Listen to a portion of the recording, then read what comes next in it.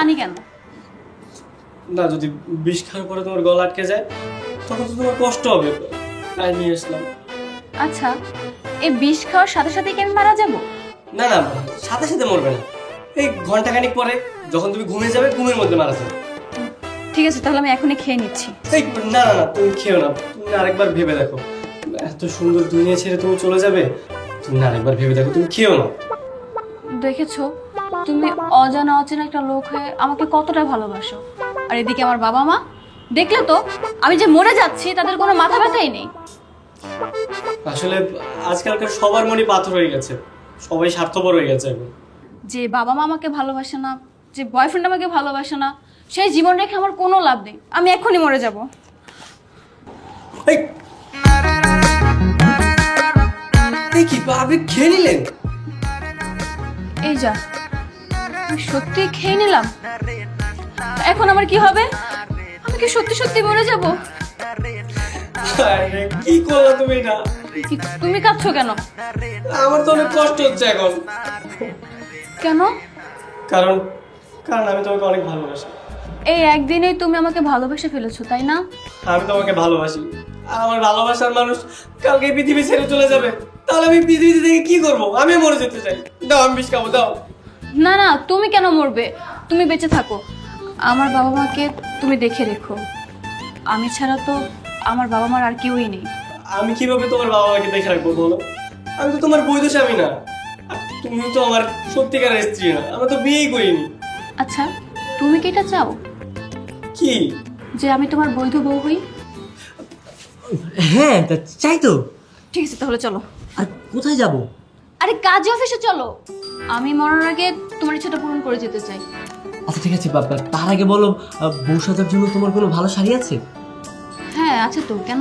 তাহলে তুমি একটা কাজ করো, সুন্দরভাবে শাড়ি পরে বউ সাজো, আর আমি একটা পাঞ্জাবি পরে আসি। ঠিক আছে, তাহলে তুমি যাও, আমি রেডি হয়ে নিচ্ছি। আচ্ছা ঠিক আছে, আমি রেডি হচ্ছি।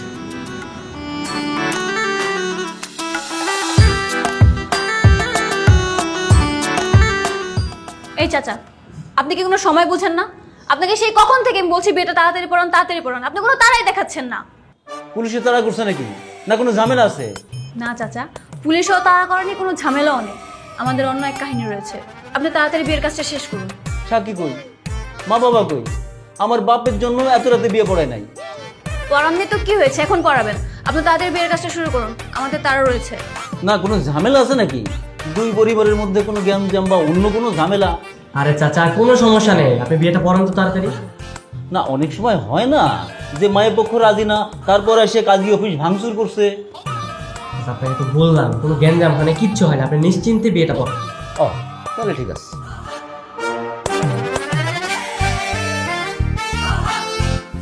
চাচা, আপনি কিন্তু শুধু শুধু আমাদের সময় নষ্ট করছেন। আপনাকে বারবার বলছি বিয়েটা তাড়াতাড়ি পড়ান, আমাদের তাড়া রয়েছে, আপনি বুঝতে পারছেন না? কেন তাড়াতাড়ি করতে হবে কেন? কোনো জায়গায় যাবেন? এই চলো তো, আমরা অন্য কোনো অফিসে যাই, উনি সেই কখন থেকে আমাদের সময় নষ্ট করছে।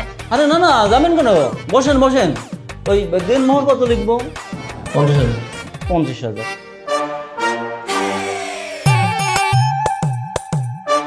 এক কাজ করেন, এই যে এইখানে আপনার নাম ঠিকানা আর স্বাক্ষর করেন করেন।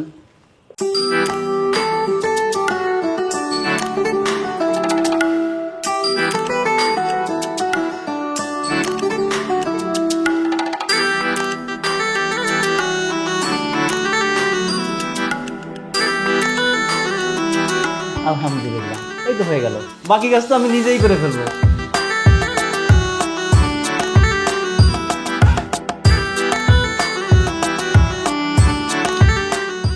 বুঝলাম না, ওরা দুজন কোথায় গেল? আমিও তো বুঝতে পারলাম না, মেয়েটা আবার শাড়ি পরে বের হইলো। আচ্ছা, মেয়েটা বয়ফ্রেন্ডের সাথে পালালো না তো? আরে না, কি যে বলো না, ওই ছেলেটার সাথে আছে না। হ্যাঁ সেটাও তো কথা, তারপর টেনশন বুঝছো।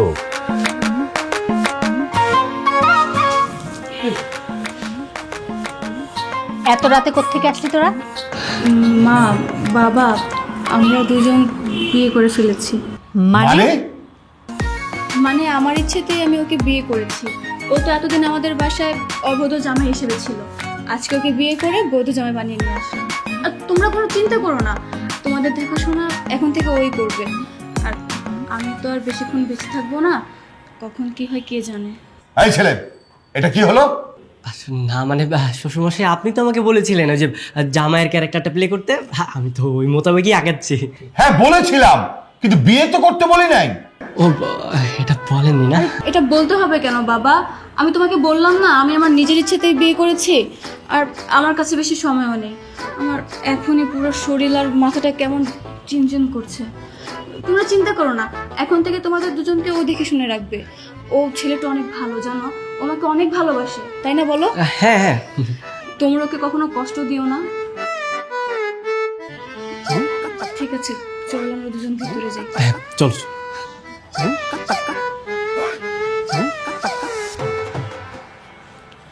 এইটা কি হলো?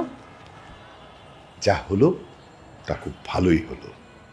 ওই নীলয়ের চেয়ে এই ছেলে 1000 গুণ ভালো। আমাদের মেয়ে এই ছেলে কাছে সুখেই থাকবে, তুমি দেখো।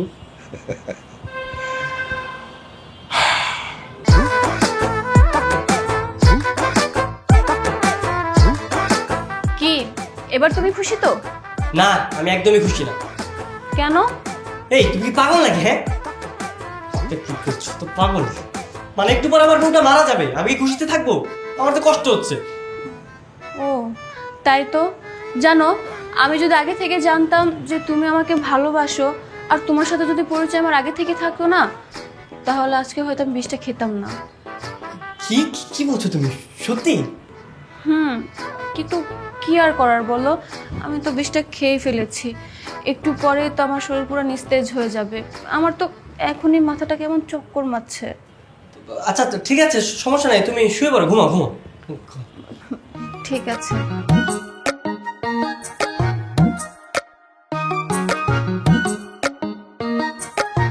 আল্লাহ, আল্লাহ গো, তোমার কাছে প্রার্থনা করছি আল্লাহ, আমার বউয়ের পেটের বিষটা যে কাজ না করে আল্লাহ, আল্লাহ ওকে সুস্থ করে দাও আল্লাহ, ওকে তুমি জীবন দাও আল্লাহ, তুমি তাড়াতাড়ি সুস্থ করে দাও আল্লাহ, তুমি সুস্থ করে দাও।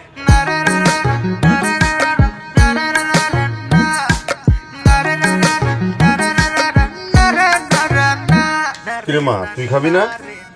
হ খামুনে পরে। তোর ভাই আর ফোন টোন দিছিল, খোঁজ খবর কিছু পাইছস? না আব্বা, কিন্তু ভাইয়া কইয়া গেছে যেদিন আইব ওই দিন তোমারে চমকাই দিব। আমারও চমকাইয়া দিব না? আমার যে কত চমকাইবো সেটা আমার বোঝা হয়ে গেছে। দুদিন পরে দেখবি ল্যাস গুটায় এই জায়গায় আইসা আমারে ডাকতাছে আব্বা আব্বা, আমারে চমকাইয়া দিব। না আব্বা, এমন কিছুই হইতো না, দেখবা এবার কিছু না কিছু একটা কইরাই আইছে। তুমি হুদাই ভাইয়ারে ভুল বুঝো। ভুল কি আর সাধে বুঝি রে মা? সব সময় সব বাবা মাই চায় যে পোলা বেকার না থাইকা একটা কিছু করুক। লেখাপড়া শেষ করছে, ওখানে একটা কিছু করবো না। আর ওই জিদের কথা কইলি না, জিদ চাপানো সেইটা তো অন্যায়ের কিছু না। আমি ওর এই যে উল্টা পাল্টা কথা কই, কি এর লেগা কই? ওই যে ওর মনের মধ্যে জিদ চাপো, জিদ চাইপা যদি একটা কিছু করে তাও তো হয়। গেছে দেখা যাক ঢাই কি করে। হ বুঝছি, এবার খায়ালো। আল্লাহ তোমার কাছে কিছু চাই না গো আল্লাহ, আল্লাহ আমার বউ বিষ খাইছে আল্লাহ, আল্লাহ এই বিষের বিষক্রিয়াটা তুমি নষ্ট করে দাও গো আল্লাহ, আল্লাহ আমার এত সুন্দর বউ আল্লাহ, আমার একটা মাত্র বউ আল্লাহ, তুমি আরো সুস্থ করে দাও আল্লাহ, আমি আর কিচ্ছু চাই না তোমার কাছে আল্লাহ, কিচ্ছু চাই না আল্লাহ গো, আল্লাহ তুমি আমার বউরে সুস্থ করে দাও আল্লাহ। ওমা, তুমি তো সুস্থ হয়ে গেছো, তো বিষ খেতে তুমি মরো নাই। সত্যি তো আমি মরিনি। হ্যাঁ দেখেছো, তোমার কিচ্ছু হয় নাই, আল্লাহ আমার কথা শুনেছে, তোমাকে সুস্থ বানিয়ে দিয়েছে, বিষের বিষক্রিয়া তো নষ্ট করে দিয়েছে। তাই তো দেখছি। আর হ্যাঁ তাই তো দেখছি, তুমি তো এখন একদম সুস্থ হয়ে গেছো। যাক, জানো রাত্রে আমি তোমাকে থেকে খুব কষ্ট পেয়েছিলাম, আমিও খুব করে চেয়েছি বিষটা যেন কোনো কাজেই না লাগে, আমি যেন মরে না যাই। হ্যাঁ যেহেতু তুমি ঘুমের মধ্যে মরনি, তোমার আর নিতে হবে না, তোমার কিচ্ছু হবে না, তুমি একদম সুস্থ হয়ে গেছো।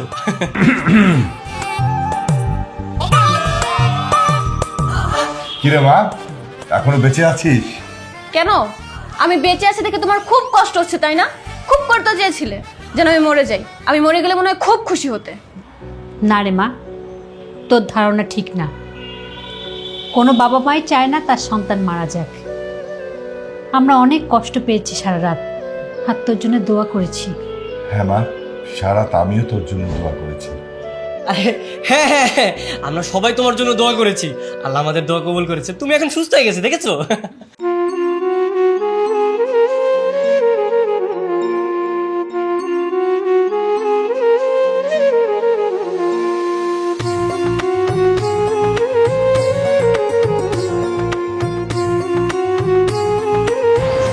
ঘটনা প্রবাহ যেখানে যাক না কেন, দিন শেষে কিন্তু আমরা হাজব্যান্ড ওয়াইফ।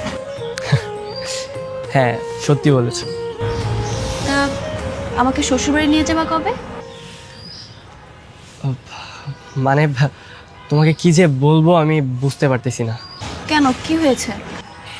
সত্যি বলতে আর্থিকভাবে আমরা তোমাদের থেকে অনেক গরিব, আর তাছাড়া আমার বাবা আমাকে উঠতে বসতে খোটা দেয়। আর এই অবস্থায় ওই বাড়িতে তোমাকে নেওয়াটা ঠিক হবে কিনা আমি আসলে বুঝতে পারতেছি না। তাতে আমার কোনো প্রবলেম নেই। বিয়ে যেহেতু করে ফেলেছি, আমি আমার শ্বশুরবাড়ির প্রতিটা লোকের সাথে দেখা করতে চাই। আমি সেখানেই থাকতে চাই, সেটা গ্রাম হোক কিংবা শহর হোক, তাতে আমার কোনো আপত্তি নেই। আমি সবার সাথে খুব মিলেমিশেই থাকবো। তুমি সত্যি বলছো? আর তাহলে চলো আগামীকালই আমরা গ্রামের বাড়িতে যাই। ঠিক আছে, চলো। ঠিক আছে।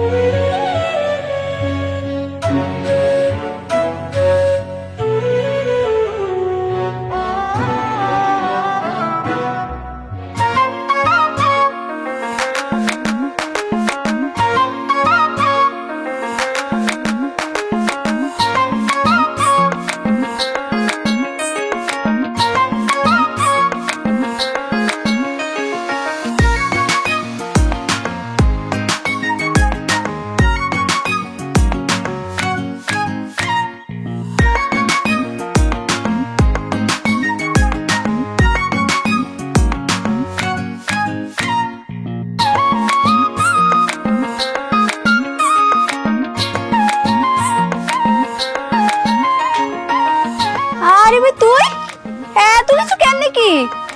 তোরে কইছিলাম না ময়না, যেদিন আমি গ্রামে ফিরমু গাড়ি নিয়ে ফিরমু, এই যে আমার গাড়ি, দেখ। সবই তো বুঝলাম, কিন্তু এই মেয়েটা কেডা?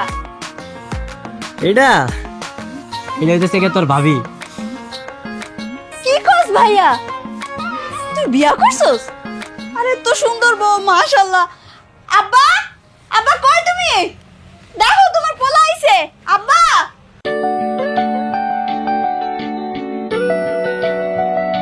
আব্বা তোমার আমি কইছিলাম না যেদিন আমি গ্রামে ফিরমু গাড়ি নিয়ে ফিরমু, এই দেখো আমার গাড়ি। সবই ঠিক আছে বাজান, কিন্তু ওই সাথের নারীটা কেডা? আব্বা এই নারীটা হইতেছে কি তোমার বৌমা। এই, সালাম করো সালাম করো। হইছে মা, হইছে হইছে হইছে। বাবা, আমি ওর কাছ থেকে সব ঘটনাই শুনতে পেরেছি। আপনি কোনো চিন্তা করবেন না, ও এখন বেকার নয়। আমাদের কোম্পানিতে ওর অনেক ভালো একটা পোস্টে চাকরি দিয়েছি।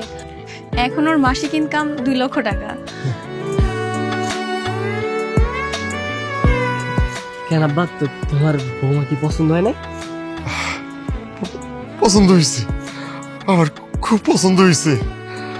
আমার গাধাটাই এতদিনে একটা কামের মতো কাম করছে। আমার খুব পছন্দ হয়েছে। হ্যাঁ, এখন তো কইবা কামের মতো কাম করছি। কদিন আগেই তো কইতা যে বেকার করি, কোনো কাজ কাম পারি না। আর এখন দেখছো কত ভালো চাকরি করি, 2 লাখ টাকা স্যালারি আমার প্রত্যেক মাসে। বাজান রে, এই যে তুই এখন বিয়া শাদি করছস না, আল্লাহ তোকে সন্তানও দিয়ে দিলে এমনি বুঝবার পারবি আসলে এই বাবা মা কিসের লাগে সন্তানকে উপরে রাগারাগি করে, এইটা এমনি বুঝতে পারবি। বড় কথা কম যাবো, আয় বৌমারে নিয়ে আগে ভিতরে আয়, খারাপ আছে, আয় আহ বোমা আহ।